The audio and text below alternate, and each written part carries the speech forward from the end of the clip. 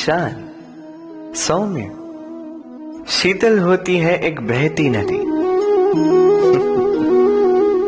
आसपास की भूमि को नम करती है, पशुओं को जल देती है, पक्षियों के लिए क्रीड़ा स्थल बन जाती है और हमें देती है शांति। किंतु बाढ़ में जब यही बहती नदी प्रकोप पर उतर आती है, जब अपना रौद्र रूप धारण कर लेती है, कुछ नहीं छोड़ती।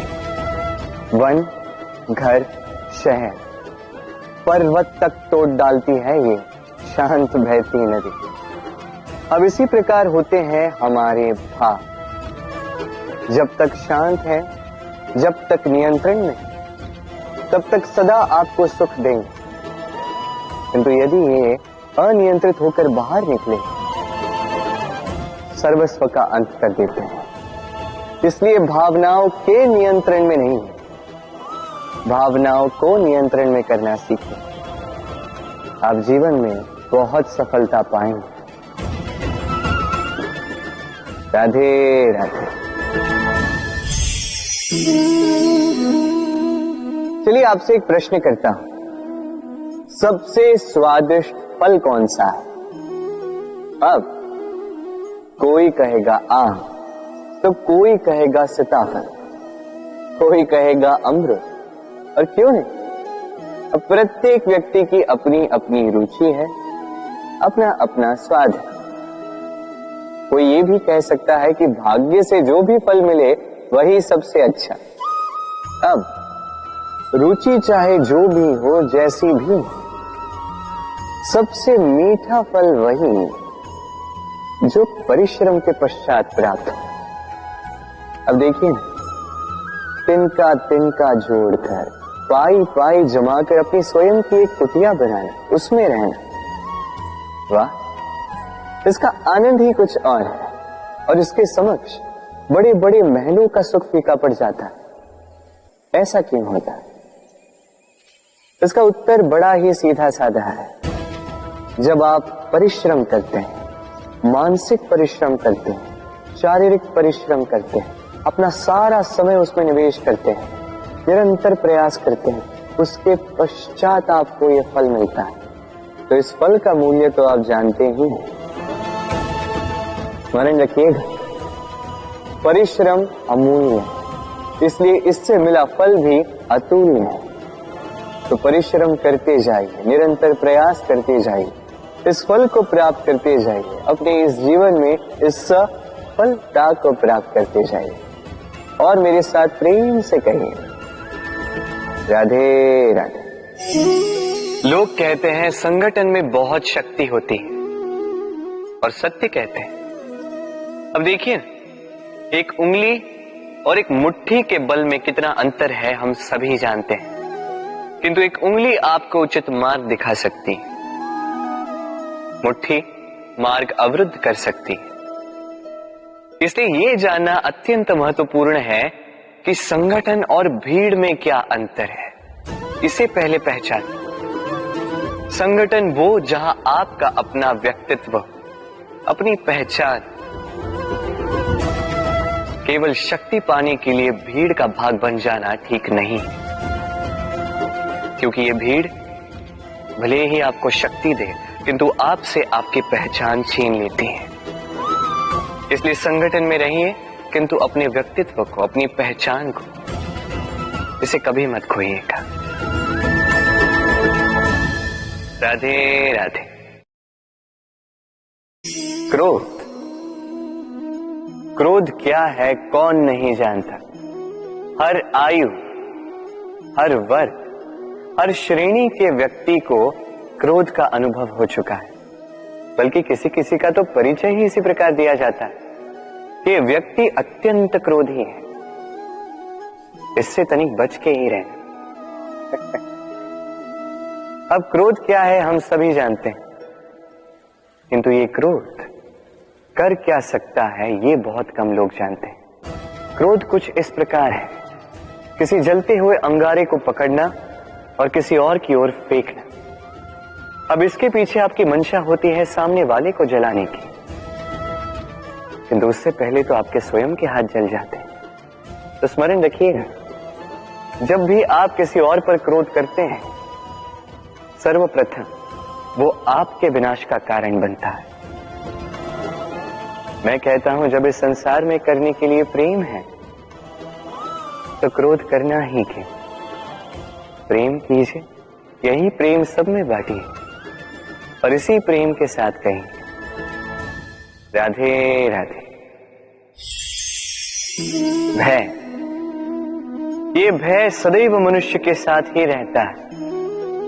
कुछ खो देने का भय, जो पा लिया उसे खो देने का भय, अब जिसके हम निकट हैं उसके दूर चले जाने का भय, जो हमारा है हमसे छिन जाने का भय। अब मनुष्य सारा जीवन व्यतीत कर देता है इस भय की छाया में। किंतु क्या कभी आपने ये सोचा है कि ये भय हमें क्यों लगता है? ये भय हमें इसलिए लगता है क्योंकि हम उस व्यक्ति, उस भाव, उस वस्तु को स्वयं से समेट कर रखते हैं। हम स्वयं उसे इतनी शक्ति दे देते हैं कि वो जब चाहे तब हमें छोड़कर जा सकता है, हमें कष्ट पहुंचा सकता है। किंतु यदि हम उस भाव, उस व्यक्ति, उस वस्तु से निर्लिप्त रहें, उसके आकर्षण से हम मुक्त हो जाएं, तो ना ही वो हमें छोड़कर जा सकता है, ना ही हमें कष्ट पहुंचा सकता है। इसलिए स्वतंत्र रहिएगा और सबको स्वतंत्र रखिएगा, प्रेम को भी। राधे राधे। अस्तो मां सत्कमे, तमसो मां ज्योतिर्गमय, मृत्युर्मामृतम गमय। कभी आपने सोचा है, काला रंग ना होता तो क्या श्वेत रंग आपको भाता? रात्रि का अंधकार ना होता तो सूर्य प्रकाश का अर्थ हमें समझ आता? ये थकान ना होती तो क्या विश्राम का अर्थ हम समझ पाते? ये भूख ना होती तो क्या इन स्वादिष्ट व्यंजनों का अर्थ हम समझ पाते? क्या इन सब का आनंद हम ले पाते? स्मरण रखिएगा, इस संसार में कोई भी भाव या वस्तु बुरी नहीं। यदि आप मानते हैं कि बुरी है तो किसी कारण से ये बुराई आवश्यक है, अन्यथा ईश्वर इसे हमारे संसार में रखते ही। इस बुराई का उद्देश्य है हमें अच्छाई का आभास करवाना, ताकि हम अच्छाई में अपना लक्ष्य साध सकें। इसलिए बुरों से कभी घृणा मत कीजिएगा, ये तो केवल भलाई की आवश्यकता के जनक है, उन्हें भले में परिवर्तित कीजिए। असत्य से सत्य की ओर ले जाए, अंधकार से प्रकाश की ओर ले जाए, मृत्यु से अमरत्व की ओर ले जाइए, किंतु प्रेम के पथ से। राधे राधे।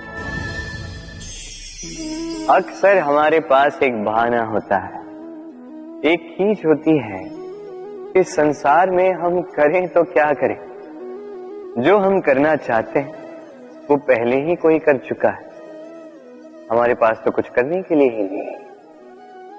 यदि आपको उदाहरण दूं तो इन पूजा की थालियों को देखिए, पहले से ही सब कुछ सज्ज करके रख दिया गया है। अब ऐसे में हम सोचते हैं कि करना क्या शेष है, सब कुछ तो पहले ही हो चुका है। अब यहाँ पे समस्या कर्तव्य में नहीं है, यहाँ समस्या हमारी सोच में। हम ये सोचने में समय व्यतीत करते हैं कि क्या हो चुका है। हमें ये सोचना चाहिए कि क्या करना अब भी शेष है जिसमें हम अपना योगदान दे सकते हैं।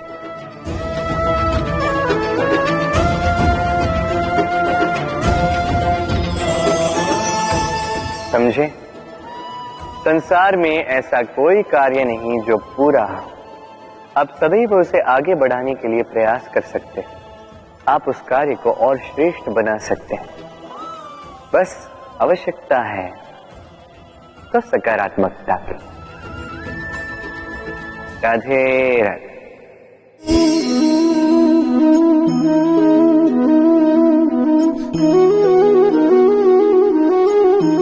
चलिए आज आपसे एक प्रश्न पूछता हूं। मनुष्य अंधकार से भयभीत रहता है, ऐसा क्यों?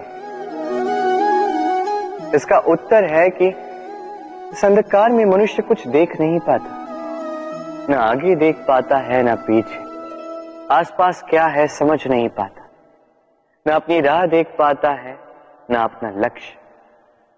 इसके कारण अपना विश्वास खो देता है और इसी कारण से भयभीत हो जाता है। चलिए अब आपसे एक और प्रश्न करता हूं। क्या इस संसार में इतना अंधकार है कि इस दिए का अस्तित्व ही मिटा दे? नहीं, उल्टा ये दिया अंधकार को चुनौती देता है, स्वयं जलकर संसार को प्रकाश देता है। ये छोटा सा दिया, अब जब ये छोटा सा दिया अंधकार से भयभीत नहीं होता, तो भला आप क्यों असफलता से भयभीत होते हैं? आपके भीतर एक अमर आत्मा है, बस आवश्यकता है तो उस आत्मा को जगाने की। अपने भीतर की इस ऊर्जा को जगाकर तो देखिए, सब कुछ दिखेगा। राधे राधे।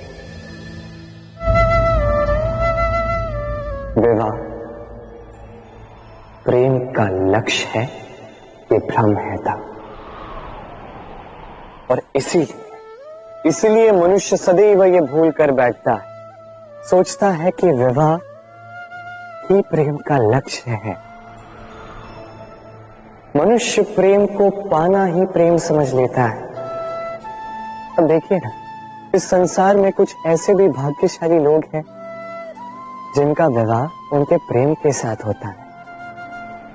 कुछ का प्रेम ऐसा भी जिन्हें विवश होकर ना चाहते हुए भी किसी और के गले में वरमाला डालनी पड़ती है। किंतु ये दोनों भूल कर बैठते हैं था। विवाह के पश्चात वो सोचते हैं कि हमें तो सब कुछ मिल गया, हमने तो प्रेम प्राप्त कर लिया, हमारा लक्ष्य पूर्ण हुआ। किंतु उसके पश्चात ये जो प्रेम है था, कहीं ना कहीं खो जाता। और जिन्हें प्रेम ना मिला, वो प्रेम ना मिल पाने की पीड़ा में प्रेम ही भूल जाते हैं। समर्पण, 100% निस्वार्थ समर्पण, वो समर्पण जो किसी मां के मन में अपनी संतान के लिए होता है। क्योंकि ये प्रेम दाऊ, ये प्रेम पाना नहीं है, ये प्रेम देना है। अपने आप को, अपने अस्तित्व को, अपनी आत्मा को समर्पित कर देना। ये प्रेम ना ही शारीरिक है, ना ही भौतिक।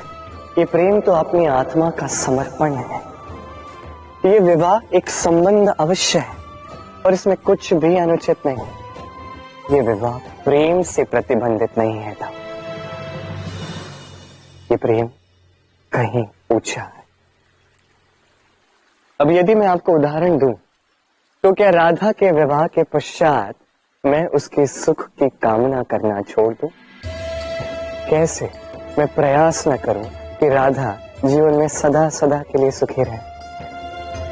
क्या मेरे मन में राधा के लिए प्रेम कम हुआ? कृष्ण का राधा के प्रति प्रेम कृष्ण में समाहित है ना? दाऊ, ये प्रेम पाप तब बन जाएगा जब इस प्रेम के बदले हम कुछ चाहेंगे।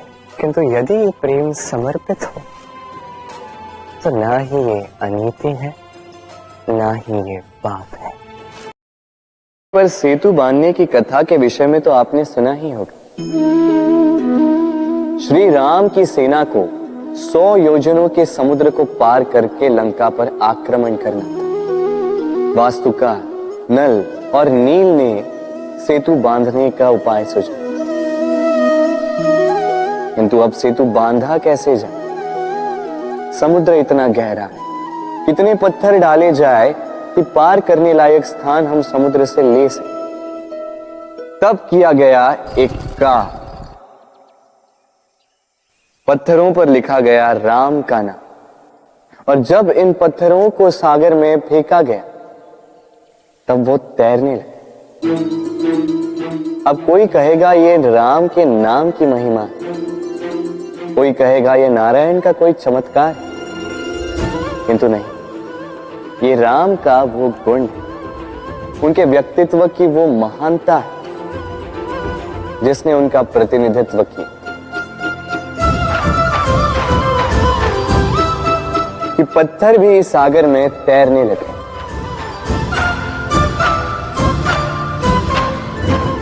उसी प्रकार जहां हम नहीं होते वहां हमारे गुण हमारा प्रतिनिधित्व करते हैं, हमारे नाम की शक्ति हम स्वयं बनाते हैं अपने कर्मों से, अपने गुणों से। अब चयन आपका है। आपके नाम के सहारे कोई विपदा से बाहर निकल आता है या आपके अपयश के दुष्कर्मों से कोई डूब जाता है। अच्छे से चयन कीजिए। राधे राधे। कभी किसी पंछी को देखा है?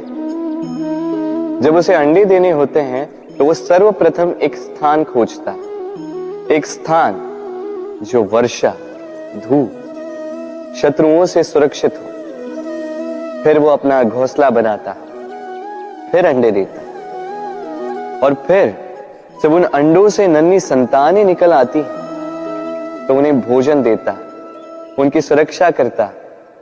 परंतु जब उनके पंख निकल आए तो ना उन्हें भोजन देती है, ना ही उन्हें घोंसला बनाना सिखाती। उड़ने की कला सिखाती है बस। फिर वो नन्ही संतानें उड़ने की कला सीखकर स्वयं अपना भोजन लाना सीख जाती, स्वयं घोंसला बनाना सीख जाती। और हम मनुष्य क्या करते हैं? संतान के बड़े होने के पश्चात भी उनकी चिंता में सूखते हैं, प्रयास करते हैं कि उनके लिए घर बना सके, और अपनी संतान को और भी शक्तिशाली बनाने के स्थान पर पंगु कर जाते हैं। जीवन में वही कीजिए जो एक पंछी करता है। अपनी संतान को उड़ने की कला सिखाई, संस्कार दीजिए, और एक समय के पश्चात उसे स्वयं अपना आकाश चुनने को मुक्त कर दीजिए। राधे राधे।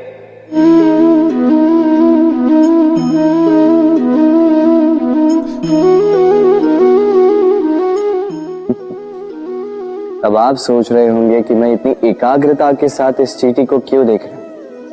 आपको बता दूं कि आज इस चींटी को देखकर मैं मंत्रमुग्ध हो चुका हूं। इसके रूप, इसके आकार को देखकर नहीं, इसके प्रयासों को देखकर।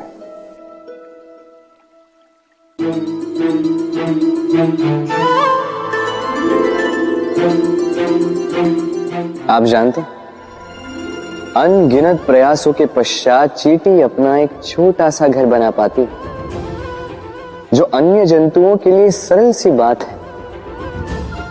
वो चींटी के लिए उसके जीवन की सबसे बड़ी घटना, सबसे बड़ी सफलता है। भविष्य में चींटी रहे न रहे, इनके बनाए हुए घर वर्षों पश्चात तक टिके रहते हैं। जीवन में सफलता के साथ भी ऐसा ही होता है। आपको एक दिन में सफलता नहीं मिलती, किंतु यदि आप प्रतिदिन प्रयास करते रहे तो एक दिन आपको सफलता अवश्य मिलेगी। स्मरण रखिएगा, भाग्य के द्वार उनके लिए नहीं खुलते जो हार मान लेते हैं। भाग्य उनका स्वागत करता जो उठकर उनके द्वार खटखटाने का प्रयास करते। तो प्रयास करते रहे, सफलता एक न एक दिन आपके पास आएगी। राधे राधे। क्या प्रेम में विवाह करना अनिवार्य है? तुम्हें क्या लगता है? बात बुराई की नहीं है राधा, बात है बंधन और जुड़ाव की। राधा, विवाह एक ऐसा पवित्र बंधन है जो दो लोगों को एक जीवन के लिए बांध के रखता है। किंतु प्रेम एक ऐसी भावना है राधा, जो दो प्रेमियों को अनंत काल तक जोड़कर रखती है। विवाह में कोई बुराई नहीं है राधा, किंतु क्या इसे प्रेम के अनंत बंधन का अंग बनाना उचित होगा? जो प्रेम अलौकिक है राधा, उसे सांसारिक बंधन में क्यों बांधना? हमें देखो, इस क्षण को देखो, अभी भी हम साथ में ही है ना।